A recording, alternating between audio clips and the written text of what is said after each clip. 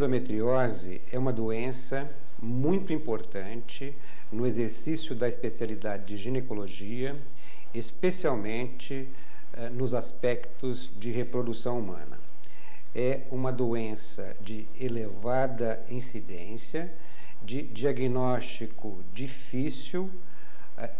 Inicia-se o seu diagnóstico sempre com uma suspeita diagnóstica e a sua incidência varia em cerca de 5 a 10% quando nós observamos a faixa etária de mulheres na vida reprodutiva entre os 20 e 40 anos de idade.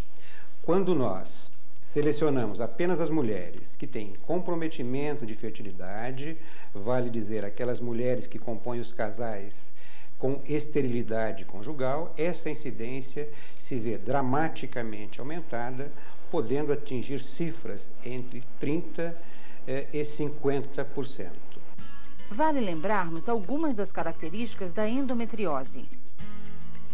A endometriose se caracteriza por implantes de tecido endometrial fora do seu leito habitual, ou seja, fora da cavidade uterina. Então, esta mucosa endométrio que reveste a cavidade uterina pode estar implantada fora do útero, no peritônio, na trompa, nos ovários, ou pode estar inserida entre as fibras da musculatura uterina, entre as fibras miometriais. No primeiro caso, quando os implantes se fazem externamente ao útero, classifica-se a endometriose em endometriose externa. Quando as fibras miometriais albergam no seu interior tecido endometrial, denominam-se esses casos de endometriose interna ou, como é mais conhecida, como adenomiose. A endometriose também pode ser classificada em função do grau de comprometimento que a doença acarreta nos genitais femininos. De acordo com a classificação do professor Acosta, podemos ter a endometriose leve, moderada, grave. Vamos ver cada uma delas, a começar pela leve.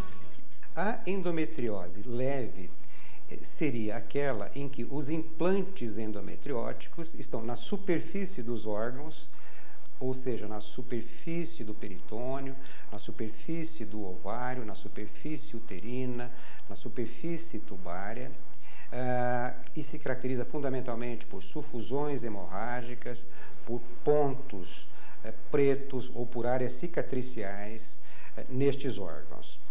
Endometriose moderada. A endometriose moderada é um quadro que vai adiante daquele que descrevemos para endometriose leve, em que já há certo comprometimento na profundidade desses órgãos. Por exemplo, no ovário já podemos encontrar presença de tecido endometrial, nódulos de tecido endometrial, que são os denominados endometriomas, em geral não excedendo a 1 centímetro de diâmetro. Nos casos moderados já se observam aderências entre esses órgãos, aderências da trompa com o ovário, aderências na região do fundo de saco, nos ligamentos útero-sacros, aderências essas, em geral, não tão acentuadas. Agora, a endometriose grave.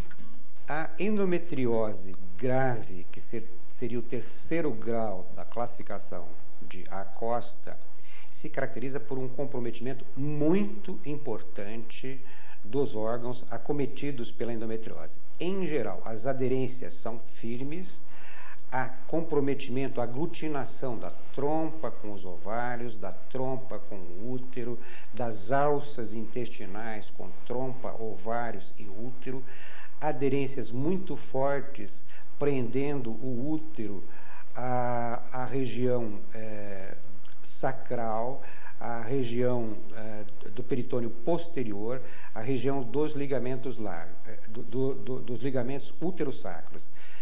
Nesses casos, em geral, existe comprometimento importante dos ovários. com endometriomas mais volumosos, endometriomas que, em geral, superam os 2 centímetros de diâmetro, mostrando o importante comprometimento dos ovários. O importante de se referir é que a endometriose grave acarreta prejuízos muito importantes à integridade da genitália interna feminina. Vale vermos também a endometriose mínima.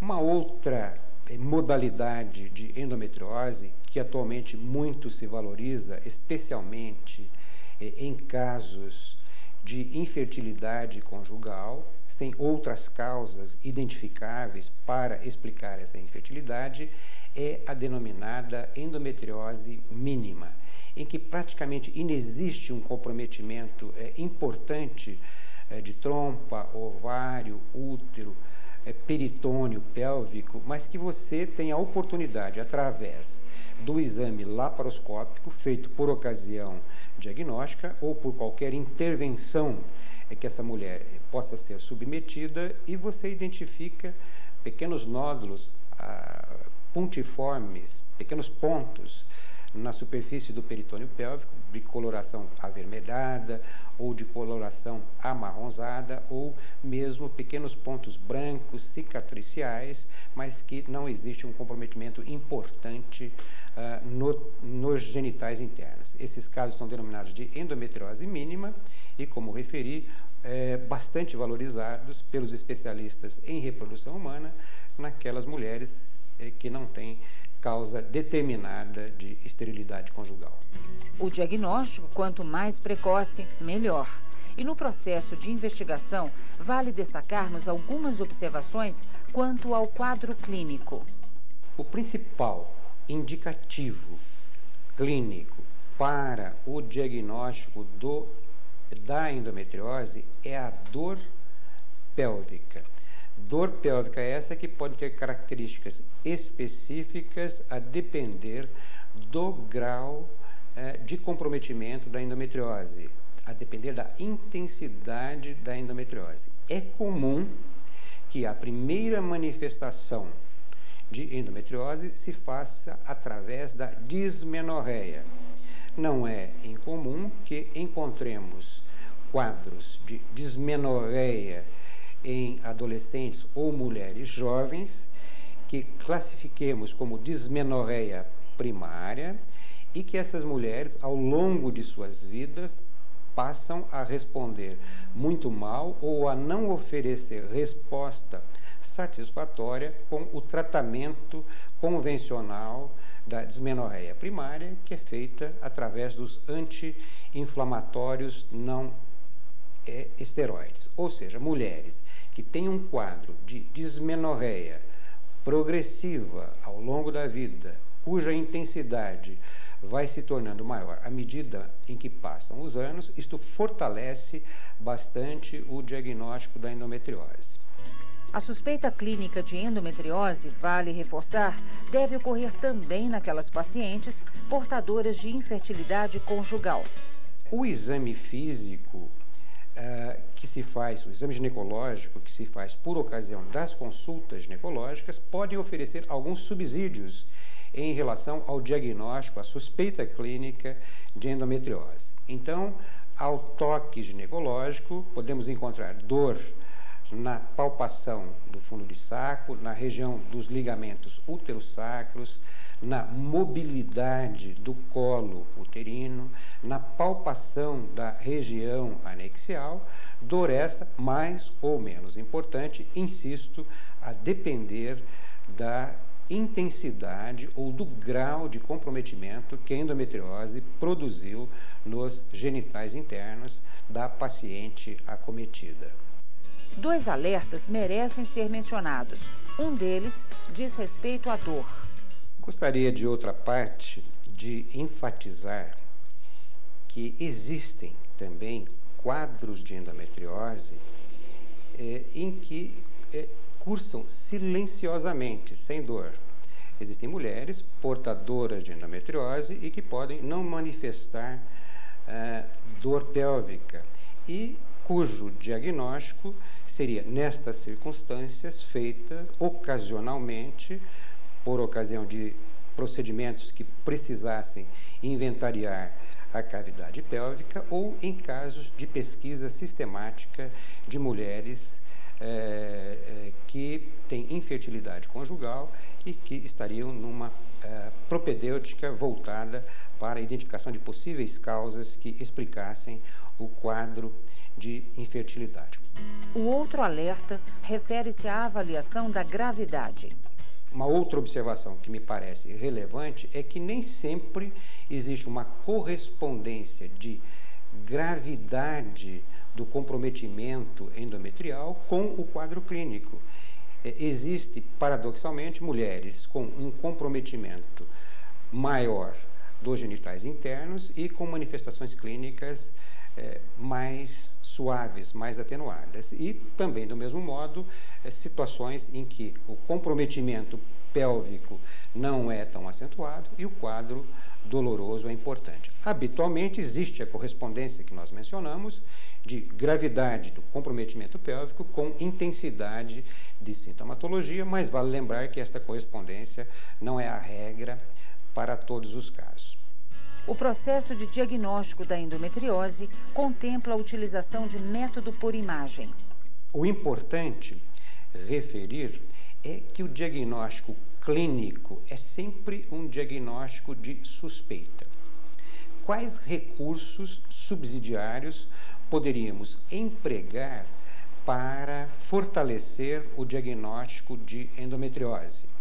Que vale desde já ser referido, que será firmado em definitivo através da videolaparoscopia pélvica, com inventário endoscópico da cavidade, com identificação das lesões sob visão direta e através da biópsia dos possíveis focos endometrióticos que poderão resultar em positividade diagnóstica quando do exame histopatológico. No entanto, frente à suspeita diagnóstica, podemos nos valer de métodos indiretos que poderiam fortalecer a suspeita clínica. Entre eles, vale a pena citar os métodos de imagem.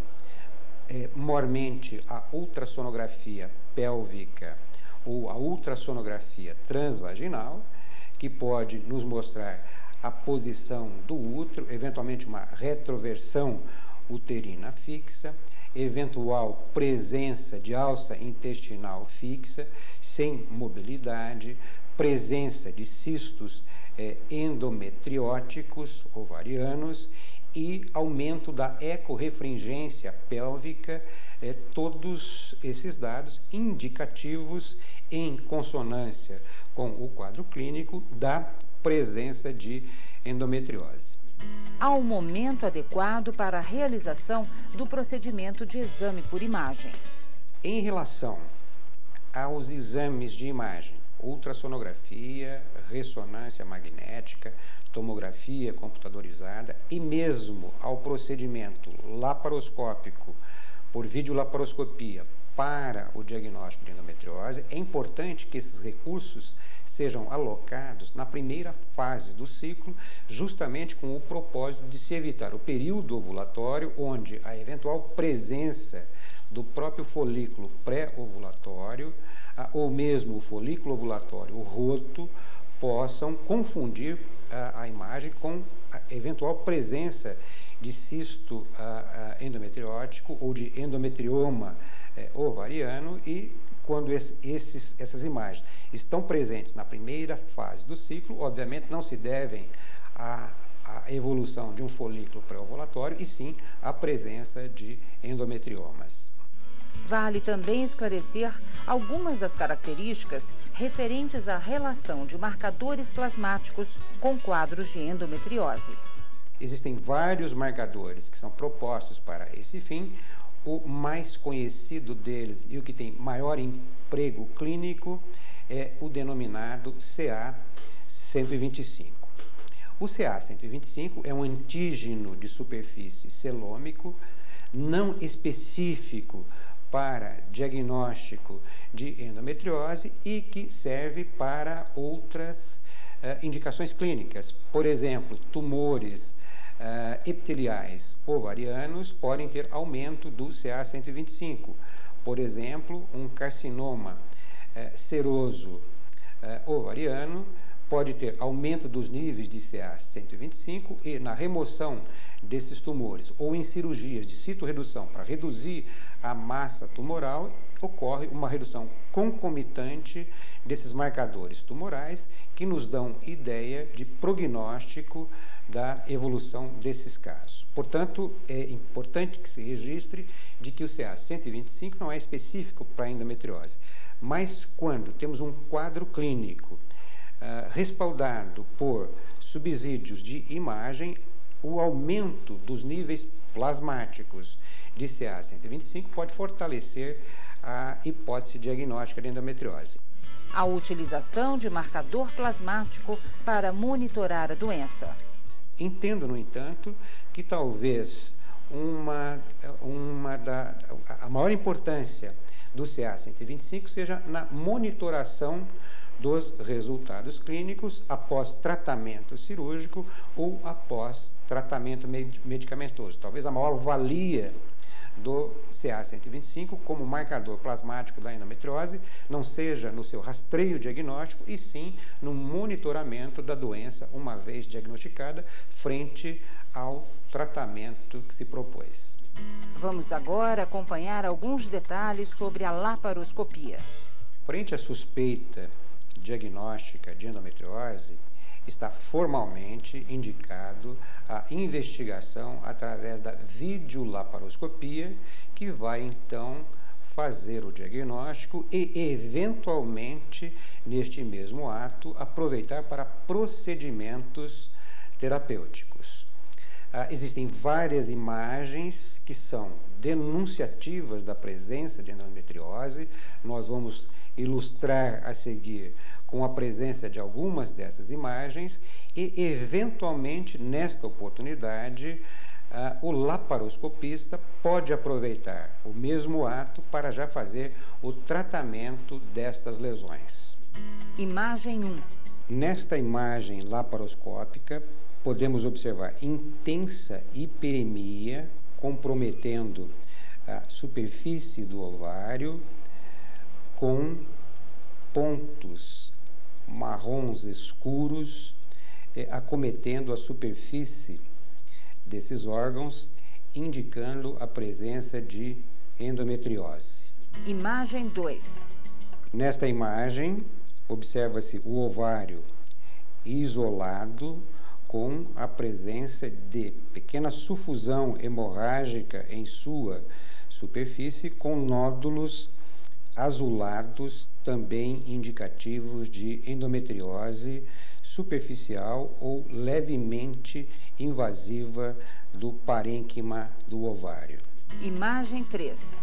É possível observar-se no bordo lateral do ovário um pequeno foco endometriótico que se faz acompanhar de profunda ou de importante sufusão hemorrágica na superfície peritoneal, com alguns pontos de implantes endometrióticos. Imagem 4.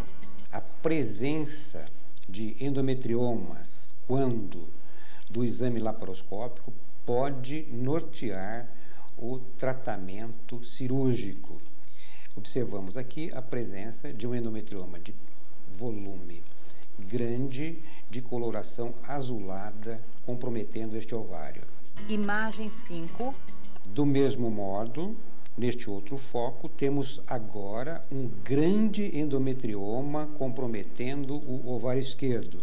Podemos comparar o volume do ovário direito, a sua superfície praticamente pouco ou nada atingido pelo processo endometriótico, e, em contrapartida, o ovário do lado esquerdo muito avolumado, caracterizando um grande endometrioma deste ovário. Imagem 6. A característica deste caso, deste exame laparoscópico, é a enorme sufusão hemorrágica que se observa na superfície do ovário, denotando uma profunda neovascularização em decorrência dos implantes endometrióticos, particularmente aqueles que se vê na própria superfície do ovário de coloração marrom.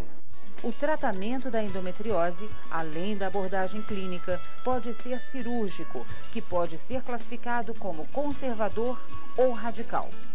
O tratamento conservador é proposto naqueles casos de endometriose, onde é possível conservar os genitais femininos, se desfazer as aderências, se fulgurar ou excisar os focos endometrióticos.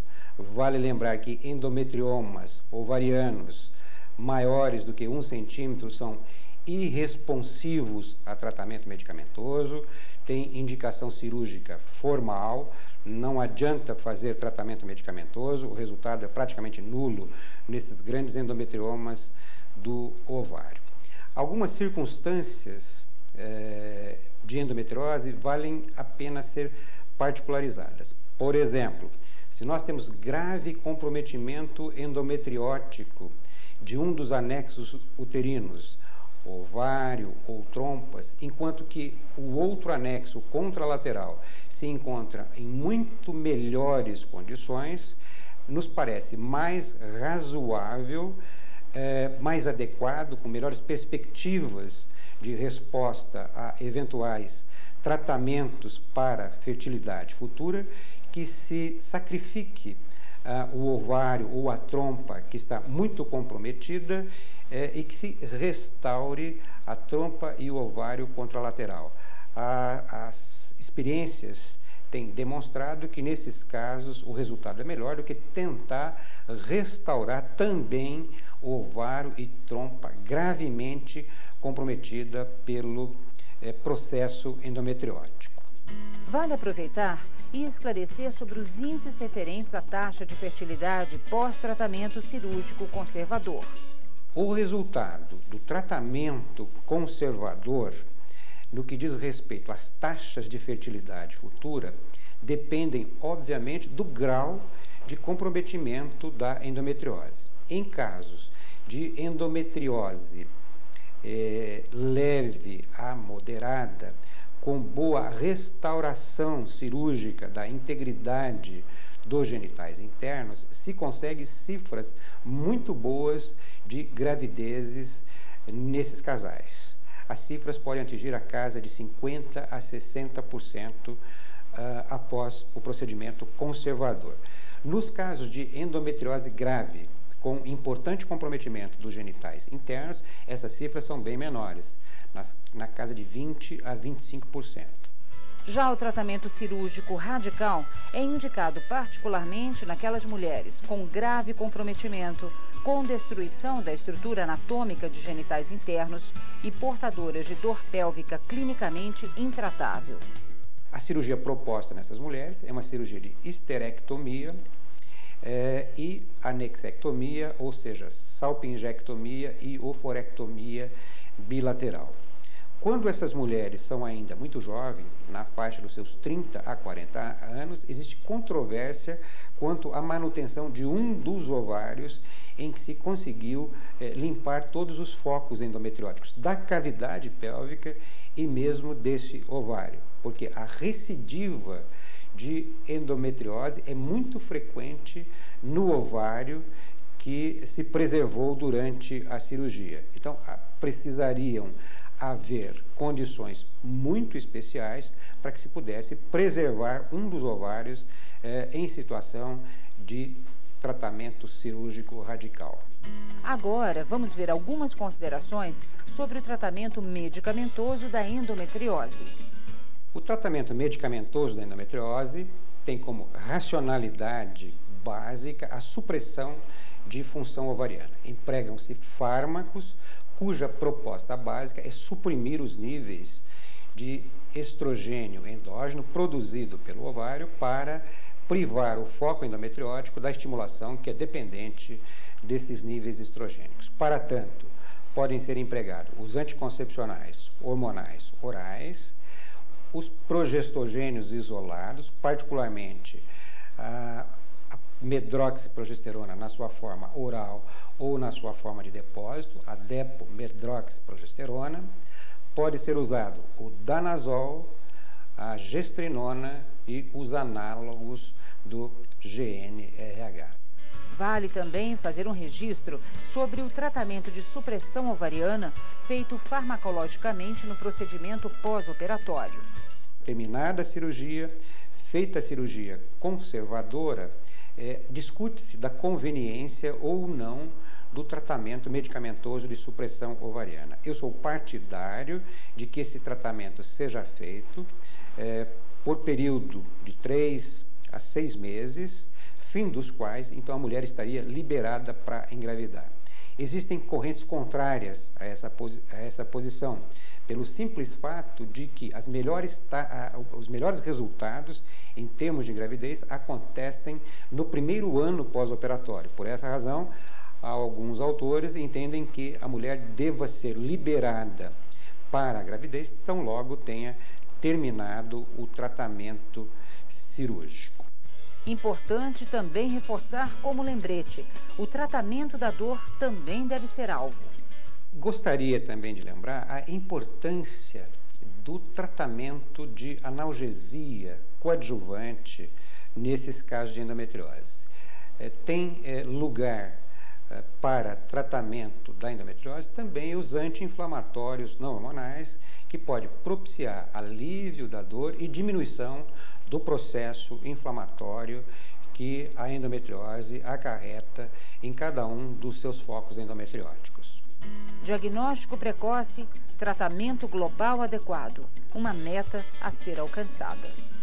Finalmente, eu gostaria de referir que, embora a endometriose tenha os seus primeiros relatos na literatura médica, já há muitos anos, existem relatos do ano de 1800 de endometriose, ela ainda é uma doença de etiologia desconhecida, de diagnóstico difícil e de tratamento controverso. Creio que ainda a endometriose é subdiagnosticada não apenas em nosso meio, como de regra no mundo todo, e como mensagem final gostaria de lembrar ao meu colega ginecologista de que ele deve estar sempre atento à eventual possibilidade de endometriose, especialmente nos quadros de dor pélvica e nos casais inférteis.